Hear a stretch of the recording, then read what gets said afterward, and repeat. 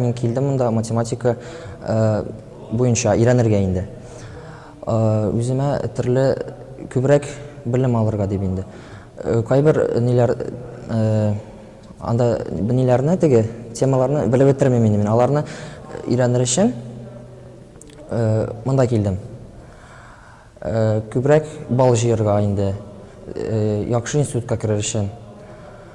Рәсим төсле югары баллар җыеп дәрәҗәле уку йортына керүгә исәп тоткан район мәктәпләре укучылары белән сыйныф бүлмәсе шыгрым тулы. 2 көнгә исәпләнгән семинар практикум барышында алар математикадан авыр мәсьәләләрне чишү серләренә төшенмәкче. Шуңа да кураторның һәр сүзе теркәлеп барыла. Укытучыларны, балаларны математика фәннән БДИ-га әзерләү, катлаулы мәсьәләләрне чишүне күрсәтү. Шулай ук үземнең методика белән таныштыру. Балаларга, укытучыларга теләгем шул, яңадан соң, шушы семинардан соң өйрәнгән бөтен шушы материалларны, бөтен кулланган технологияларны алар үзләре мөстәкыйль эшләп, инде имтиханнарга әзерлекләрен дәвам итәрләр дип.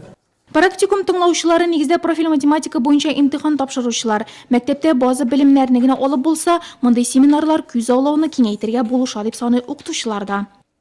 Укучылар бу практикумнардан кайткач, мәктәпләрдә без яңадан бу мәсьәләләрне яңадан кайтып тикшерәбез һәм укучылар үзләренең белемнәрен шунда кулланалар һәм ныгыталар. Һәр елны безнең мәктәп укучылары бу семинарга бик теләп киләләр. Ата-аналар да риза булып җибәрәләр укучыларын һәм без аның нәтиҗәсендә күрәбез. Узган ел безнең мәктәптән 15 укучы 11-нче сыйныфны төгәлләде һәм барысы да профиль буенча математикадан профиль буенча имтихан бирделәр һәм барысы да югары балларга бирделәр. Кышкы каникуллар булса да район мәктәпләрендә җанланыш 11-нче сыйныфны тәмамлаучылар белән бер рәттән 9-нчы сыйныфлылар өчен дә дәүләт имтиханнарына әзерлек буенча консультацияләр оештырыла.